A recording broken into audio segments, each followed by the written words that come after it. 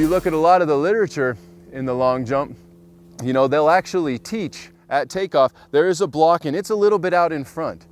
But if you watch the world's greatest and you slow down the video, if you watched Carl Lewis versus the Mike Powell, there is a completely different style at takeoff. And you know, you can call it a speed jump or power jump or whatever you want, but the reality is if the foot is directly under the center of mass, you want to try to get it out in front to block, it's still going to slow down some of the horizontal velocity.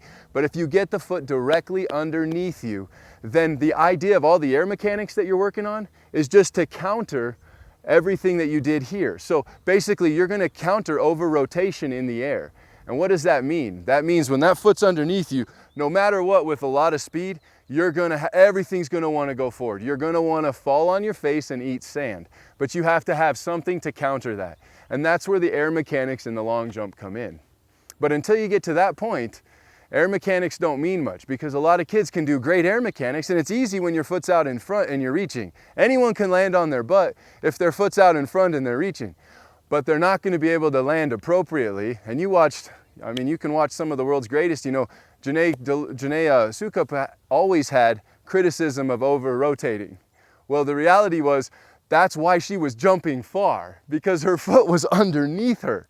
And if you slow down her video, I bet some of her best jumps felt like she was going to eat sand, but she was able to counter with a big drive knee. She was able to counter with good air mechanics, because the takeoff is what's essential, as well as the approach.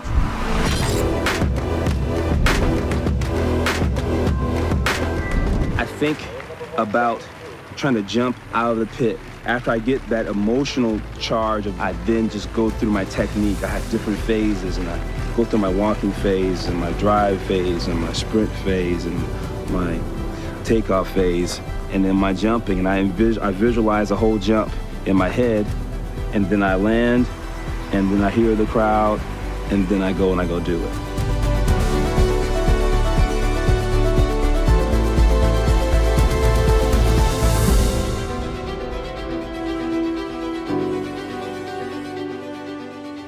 So at before I even step on the runway, I have to visualize what my jump is going to look like.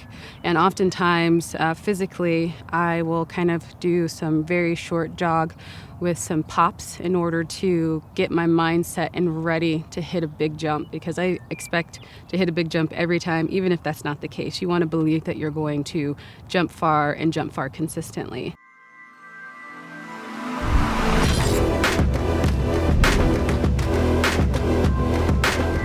So after her first 3 to 5 steps, she has accelerated into her max velocity work.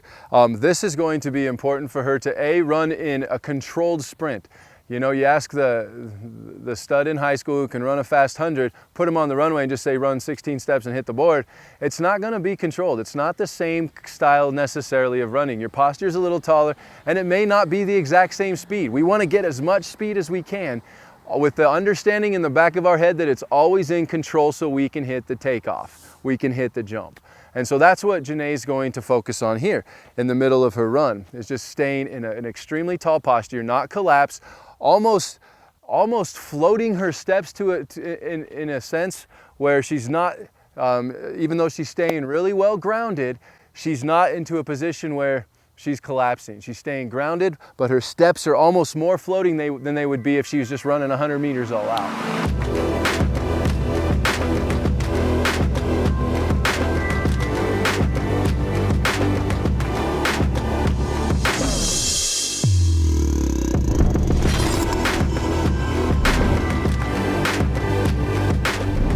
So a common misconception is that you get faster towards the end of the run, towards the board as you take off, but it is actually, what is happening is that you are getting your steps to be quicker, and so you're going to have a faster rhythm, but your speed is already initiated in the very beginning, and you won't actually increase your speed towards the end of the board.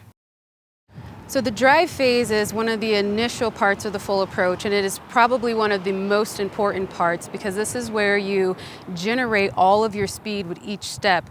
And so as you are getting ready and in your preparation position, you are going to take huge steps, I mean big steps with power behind them in order to get the speed that you need in order to go down to the runway. In the drive phase, when it's done correctly, you're going to see a nice hard lean post, which means that you're straight, but you're leaning towards the ground and pushing and bringing power and generating power.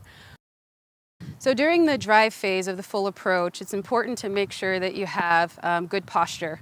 And as you are taking off in those powerful strides in the beginning, you want to make sure that you've got good body posture. A good body posture is you'll see a nice straight line all the way through to the foot, from the head to the foot. If he has bad posture, go ahead and bend. He'll be curled, he won't have that nice straight line that you're looking for, and as soon as he takes off, his feet will go into the backyard, and he won't have good drive push in any way, shape, or form.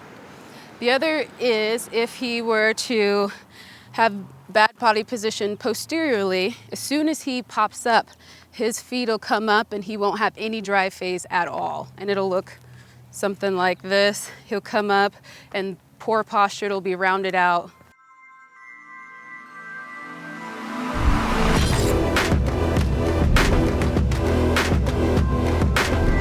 You know, the biggest mistake, and I still have kids that do it, is when they get up in the air, the first reaction is they want to protect themselves and know where they're landing. That's a natural human instinct.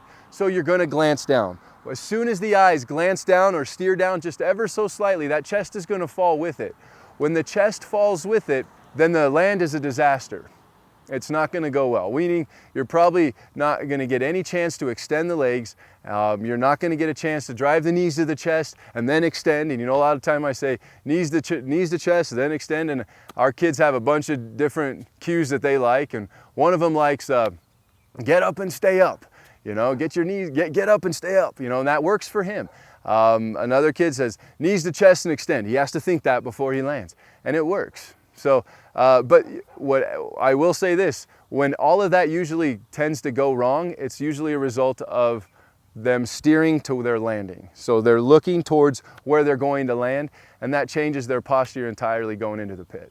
Now when we address the landing, what I like to preach is we got the arms up, we got the eyes up, we have the chest up, and now the knees are gonna come to the chest first. That has to happen first, knees to the chest. We want the crowd who's watching the long jump from this direction, we want them to see the bottom of her feet when she extends. So knees to the chest, and then she's going to extend as she comes through. And when those heels enter the sand, then we're going to fold up again, and that's when we're going to fall right into the sand there. And then we want that butt to land where those heels were in the sand.